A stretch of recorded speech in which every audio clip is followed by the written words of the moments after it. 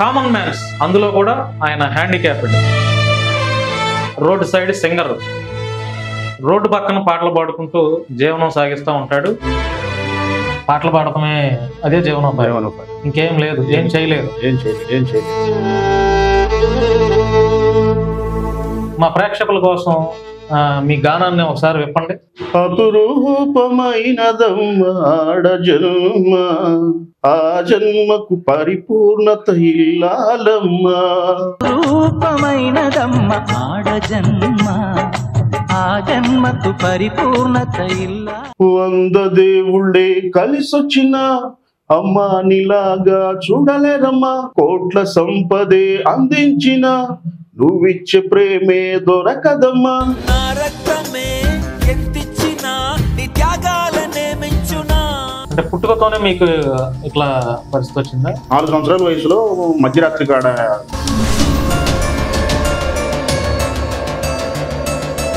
ఇప్పుడు నిన్న చేశారా ప్రోగ్రాము? లేదండి, నిన్న కొంచెం హెల్త్ బాగాలేదు, బీపీ ఒకటి ఉంది. పాటలు పాడుతూ ఉంటారు రోడ్డు మీద, కనీసం సింగింగ్ టాలెంట్ ఉన్న వాళ్ళు ఎవరైనా కనపడలేదా, ఎదురవ్వలేదా? భానుగారు కలిసారండి ఒకసారి. అంటే భానుగారు అంటే నేనే. ఇంకొక మంచి పాట పాడండి. అందరి బంధువయ్యా భద్రాచల రామయ్యా, ఆదుకునే ప్రభువయ్యా అయోధ్య రామయ్యా.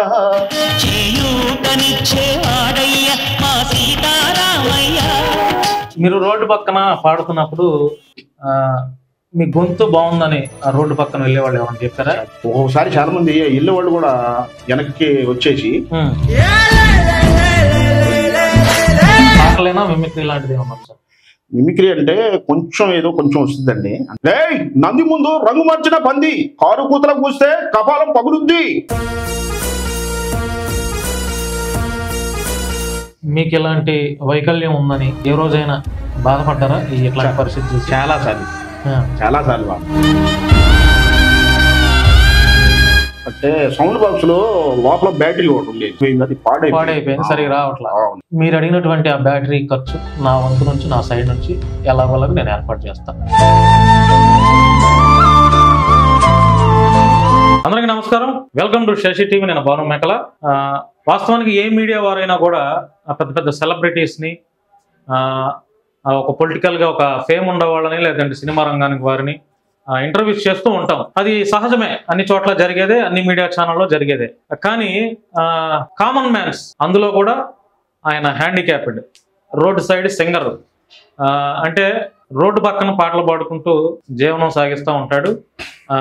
ఇట్లాంటి వారిని కూడా మీడియా ఛానల్ వాళ్ళు చూపించాలి. వారిలో ఉన్న టాలెంట్ని కూడా మన మీడియా ఛానల్ వాళ్ళు చూపిస్తే ఇలాంటి అంటే హ్యాండిక్యాప్డ్గా ఉన్న వాళ్ళకి కొంత ఏదైనా మనం కూడా సహాయం చేసే విధంగా ఎవరైనా ముందుకు వస్తారు. అందుకని నేను ఈరోజు ఆ సింగర్ని పరిచయం చేస్తున్నాను మన శశి టీవీలో.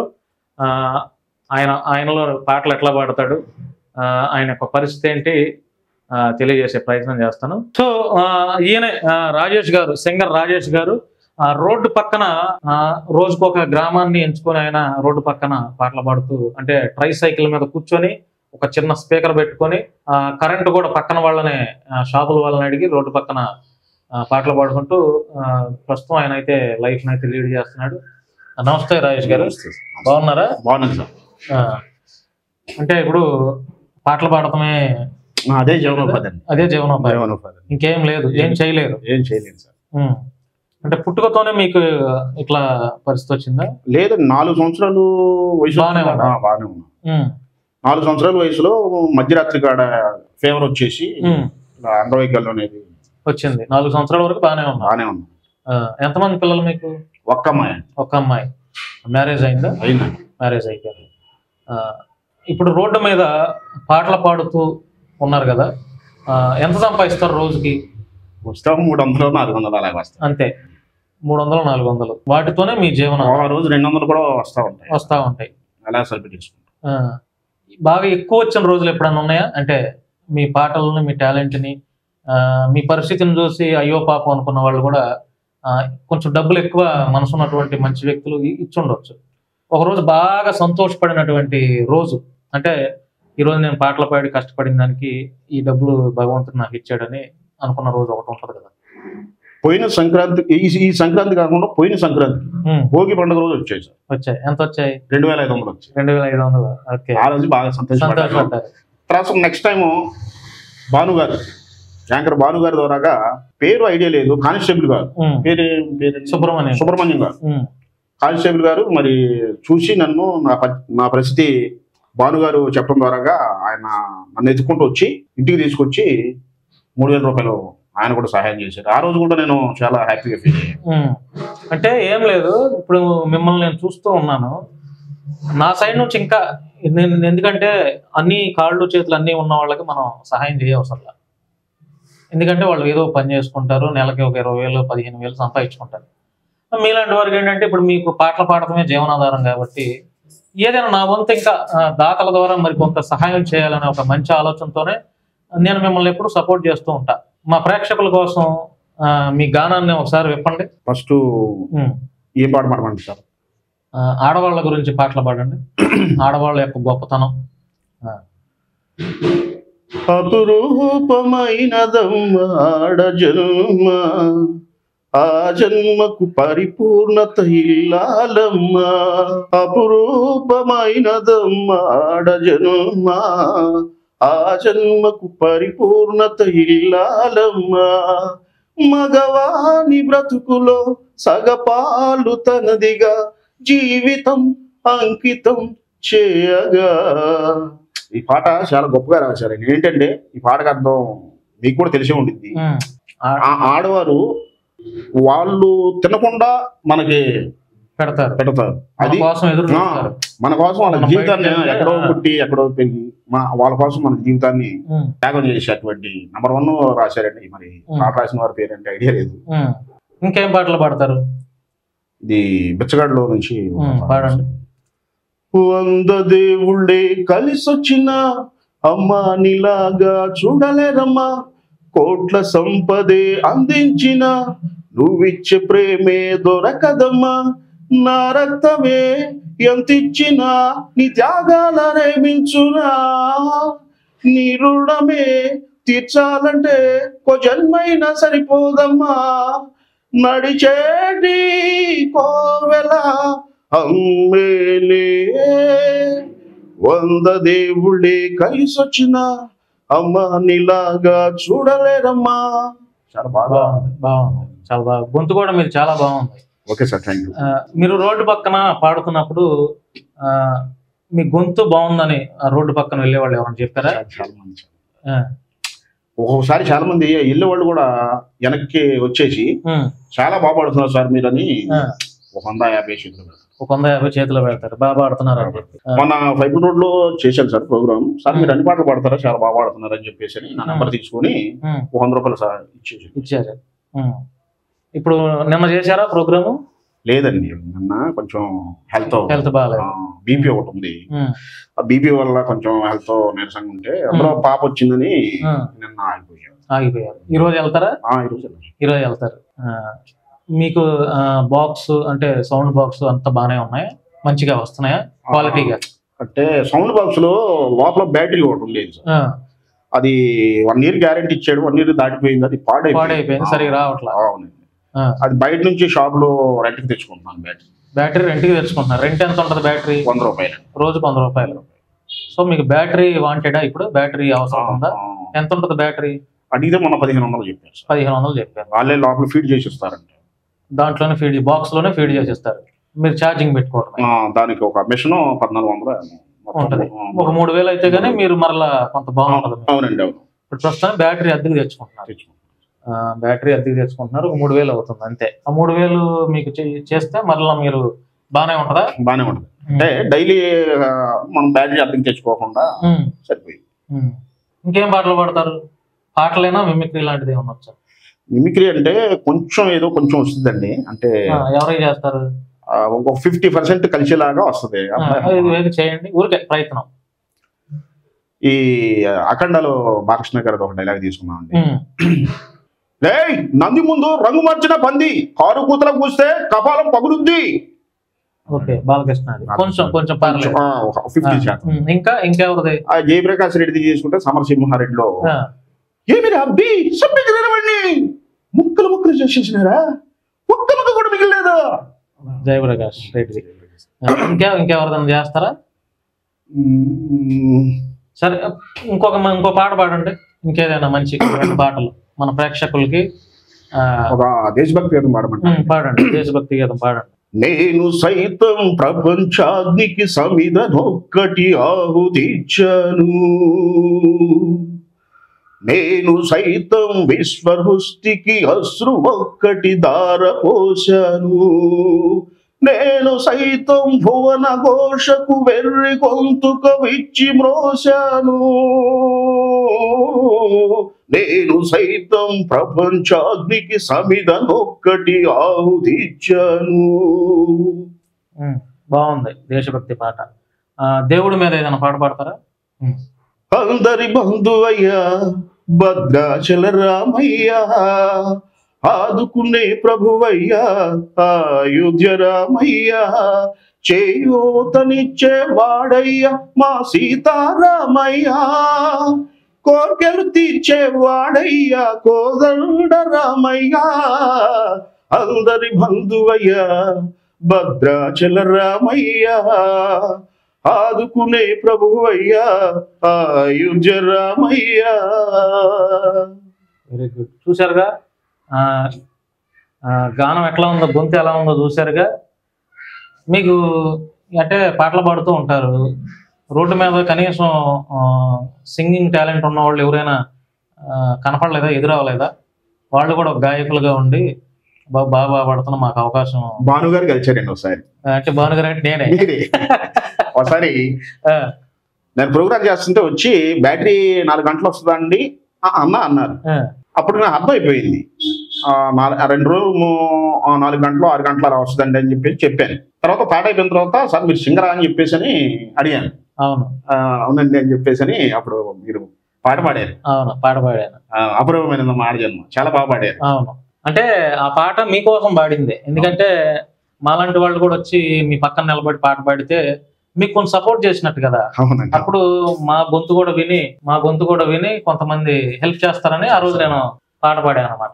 రాజేష్ గారు, ఇప్పుడు మీకు ఇలాంటి వైకల్యం ఉందని ఏ రోజైనా బాధపడ్డారా? ఇట్లాంటి పరిస్థితి చూసి? చాలా సార్లు సార్, చాలా సార్లు బాధపడేవాడు.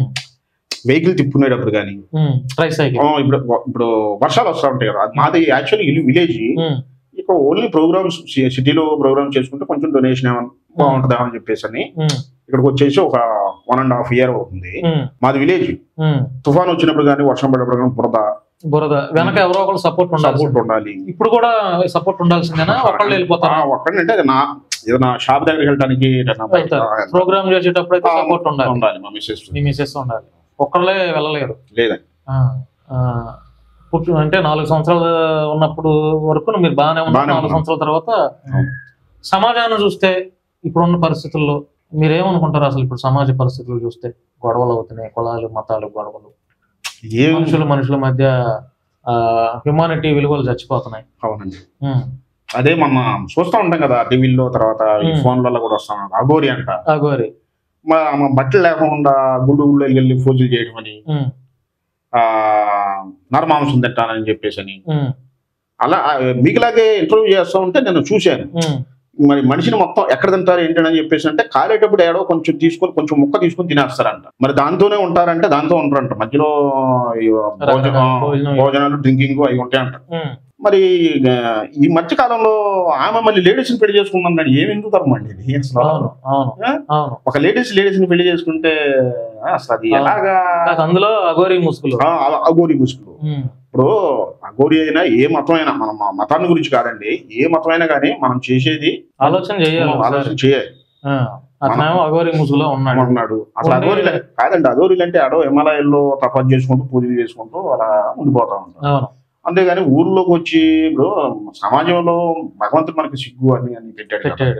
నువ్వు ఎంత అఘోరి అయినా కానీ బట్టలు లేకుండా వచ్చేసి ఆ ఊర్లో పూజలు చేస్తాను నేను అఘోరిని, మళ్ళీ ఆ గురించి పోలీసులు ఇవన్నీ చాలా ఇబ్బందిగా ఉంది. అవునండి. ఏం చెప్పాలనుకుంటున్నారు ఫైనల్ గా? ఫైనల్ ఒక ఇంకొక రెండు పాటలు పాడితే ఫైనల్ అంటే అఘోరి గురించి అయితే అది కరెక్ట్ కాదండి నాకు తెలిసి. చేసింది కూడా కరెక్ట్ కాదు, అలా చేయకూడదు ఏ మతస్థులైనా కానీ. ఇంకొక మంచి పాట పాడండి, మీకు నచ్చిన పాట. ఎప్పుడు ప్రోగ్రామ్స్ లో మీరు రోడ్డు పక్కన పాడే స్టార్టింగ్ పాటలో, మరి మీకు ఎప్పుడు కంటిన్యూస్ గా పాడే పాట? సార్ ఇప్పుడు హిందూ పాటే ఏదైనా పాడచ్చు, క్రిస్టియన్స్ కులాలు మతాలు లేదు, మీరు ఏ పాట అయినా పాడచ్చు. సరే సార్, ఓకే సార్. ఒక క్రిస్టియన్ సాంగ్ అంటే నేను ఎప్పుడు ప్రోగ్రామ్ స్టార్ట్ చేసినా ఒక హిందూ సాంగ్, ఒక క్రిస్టియన్ సాంగ్. ఓకే. ఒక్కొక్కసారి చాలునయ అని క్రిస్టియన్ సాంగ్ పాడతాను, ఒకసారి వక్రతుండ మహాకాయ పాడతాను. వక్రతుండ మహాకాయ కోటి సూర్య సమప్రభ నిర్విఘ్నం కురు మే దేవా సర్వకార్యేషు సర్వదా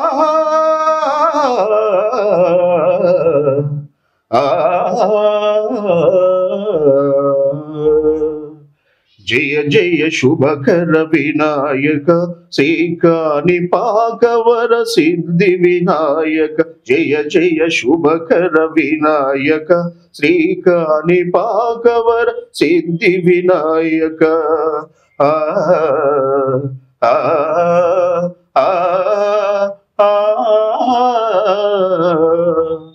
ఇది ఫస్ట్ స్టార్టింగ్ లో పాడుకుంటాను. రైట్, బాగుంది. సో రాజేష్ గారు, ఏం లేదు ఫ్రెండ్స్, మనం ఇలాంటి వారికి కూడా ఎంకరేజ్ చేయాలి. వీళ్ళని ఎవరు చూపిస్తారు ఛానల్లో చెప్పండి? మీడియాలో ఇలాంటి వారిని అడిగినా కూడా చూపించరు కొంతమంది. సార్ మమ్మల్ని కూడా చూపించండి సార్, మా బాధ కూడా తెలియపరచండి సార్ అని. అలాంటిది సోషల్ రెస్పాన్సిబిలిటీగా, సామాజిక బాధ్యతతో ఇలాంటి వారిని కూడా, అంటే నేనేం విమర్శలు చేయట్లేదు, తక్కువ చేయట్లేదండి. ఇట్లాంటి అంటే వీళ్ళకి మీడియా గురించి సరిగ్గా తెలియదు, ఎలా అప్రోచ్ అవ్వాలో తెలియదు. మనం ఇట్లాంటి వారికి కాస్త చేదడు వాదోడుగా ఉంటే ఇంకా బాగుంటుందన్న ఉద్దేశంతో ఇలాంటి వారిని కూడా ప్రజలకు చూపించాలని నా ప్రయత్నం అండి. ఇట్లాంటి వారే కాదు, ఇంకా సొసైటీలో కామన్ మ్యాన్స్ ప్రతి ఒక్కరి దగ్గర నుంచి కూడా అట్టడుగు వెనకబడిన వాళ్ళని కూడా నేను ఛానల్లో చూపించే ప్రయత్నం చేస్తాను. వారి సమస్యను కూడా ప్రజలకు తెలియజేసే ప్రయత్నం కూడా చేస్తాను.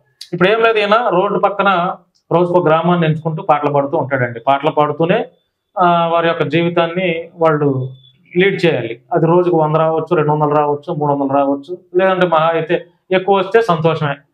సో ఇప్పుడు ప్రజెంట్ ఆయనకు ఒక స్పీకర్, పాటలు పాడటానికి ఒక స్పీకర్ వాంటెడ్, బ్యాటరీ వాంటెడ్ అండి. మరి నా నెంబరు ఇస్తాను, ఎందుకంటే నా నెంబర్ చాలా మంది అడుగుతున్నారు కాబట్టి ఈయనతో ఇంటర్వ్యూ సందర్భంగా నా నెంబర్ ఇస్తాను. ఏదైనా ఉంటే ఫస్ట్ నా నెంబర్ చెప్తాను. నా నెంబర్ 8919383748. దానికి ఫోన్పే ఉంది, జీపే ఉంది. మరొకసారి చెప్తున్నా, 8919383748. ఇది నా నెంబర్ అండి. మీరు రూపాయి వేసినా, 1000 రూపాయలు వేసినా, ఎంత వేసినా కూడా మీరు ఎంత ఇచ్చారు అనేది ఒక పేపర్ మీద రాసి ఈయనకు అందజేస్తా. 1 రూపాయి కూడా మిస్యూజ్ అవ్వదు. అంతే. నేను ఎప్పుడైనా స్ట్రైట్గానే ఉంటాను, ముసుగుల గుద్దులు అట్లాగా ఏమి ఉండదు. నా నెంబర్ అడుగుతున్నారు కాబట్టి నా నెంబర్ ఇచ్చాను. మీరు కనుక సహాయం చేయాలనుకుంటే ఇలాంటి వారికి కూడా మనం తోచినంత 100, 200 ఎంతైనా కానీ 10 మంది చేతులు కలిపితే ఇట్లాంటి వారికి ఆదుకునే విధంగా ఉంటాం. ఇప్పుడు నేను ఒక్కడనే ఇవ్వాలంటే నాకు కొంచెం భారమే. అదే మన సమాజంలో మంచి మనుషులుగా ఉన్నటువంటి మనందరం ఒక 10 రూపాయలు, ఒక 100 రూపాయలు అట్లాగా 10 చేతులు కలిస్తే ఈయన కుటుంబానికి కొంత మనం ఆర్థికంగా ఆదుకునే ప్రయత్నం చేసే పని పని అయితే ఉంటుంది. కాబట్టి మంచి టాలెంటెడ్ సింగరు, రోడ్డు పక్కన పాటలు పాడుకుంటూ ఉంటాడు. ఆయన పాటలు విన్నారు కదా మీరు కూడా. ఈ వీడియో చూసిన తర్వాత మానవతా దృక్పథంతో, హ్యూమానిటీతో, మంచి మనసున్నటువంటి దాతలు ఎవరైనా సరే నా నెంబర్కి మీరు డబ్బులు పంపించి స్క్రీన్ షాట్ నా వాట్సాప్ చేయండి. ఎవరెవరైతే పంపించారో ఆ పంపించిన అమౌంట్ మొత్తం మరలా ఆయనకి ఇదే ఛానల్లో అందించే బాధ్యత నాది. ఏమైనా చెప్తారా ఫైనల్గా? అయిపోయింది. చెప్పేది ఉంది సార్, మీరు చెప్పారు కదా. దాతలు ఎవరైనా మరి సార్ చెప్పినట్టు మరి నాకు ఎవరైనా సహాయం చేయదలుచుకుని ఉండేవారు మరి సార్ నెంబర్ని కాంటాక్ట్ చేసి వారి ద్వారాగా హెల్ప్ చేస్తారని ఆశిస్తున్నాను. Thank you.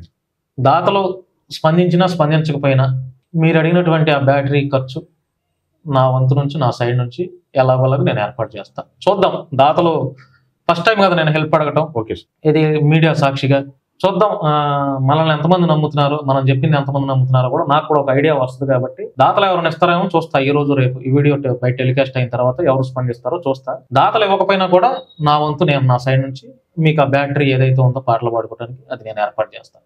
ఓకేనా? Okay sir. Thank you Rajesh గారు, థ్యాంక్ యూ. బాగుండాలి, మీరు బాగుండాలి. ఇంకా మంచి మంచి స్టేజ్ ప్రోగ్రామ్స్ కూడా చేయాలి. మీరు రోడ్డు పక్కనే కాదు, స్టేజ్ల మీద కూడా మీ పాటలు వినిపించాలి. నాకు అవకాశం ఉంటే నాకు తెలిసినటువంటి కొన్ని ఆర్గనైజర్ వాళ్ళు ఉన్నారు, కుదిరితే ఆ స్టేజెస్ మీద కూడా మీకు పర్ఫార్మెన్స్ ఇప్పించే ప్రయత్నం కూడా చేస్తా. సరే సార్. సరేనా? తప్పకుండా నేను ఏదైతే అన్నానో అది చేస్తా. సరే సార్. మాట తప్పే వ్యక్తిని కాదు, నేను మైండ్లో పెట్టుకుంటాను. చక్కగా అవకాశం ఉంటే నా వంతు మీకు ఏం చేయాలన్నా చేస్తాను. సో ధన్యవాదాలు మిత్రులారా. అది ఈరోజు సింగర్ రాజేష్ గారు, కామన్ మ్యాన్, ఒక వికలాంగుడు. ఇలాంటి వారిని మనం ఎంకరేజ్ చేయాలి, ప్రోత్సహించాలి. కాబట్టి నేను చెప్పినంతా వీడియో చూసిన తర్వాత మీకు అనిపించింది మీ యొక్క అభిప్రాయాన్ని కామెంట్ రూపంలో తెలియజేయండి. తప్పకుండా తెలియజేయండి కామెంట్ రూపంలో మీరు ఏమనుకుంటున్నారు. నా వీడియోస్కి ఎవరెవరైతే కామెంట్ పెడుతున్నారో ప్రతిదీ నేను వాచ్ చేస్తా. ఎందుకంటే నాకు ప్రజాభిప్రాయం ఇంపార్టెంట్. ప్రజలు నేను చేసే వీడియో పట్ల ప్రజలు ఎలా స్పందిస్తున్నారు అనేది నాకు మెయిన్ ఇంపార్టెంట్. 2000 కామెంట్లు పెట్టినా కూడా 2000 కామెంట్స్ కూడా చూస్తాను, నేను చదువుతా. ఎందుకంటే నాకు మీరంటే అంత గౌరవం, ప్రజలంటే అంత అభిమానం కాబట్టి. సో ధన్యవాదాలు, థ్యాంక్ యూ అండి.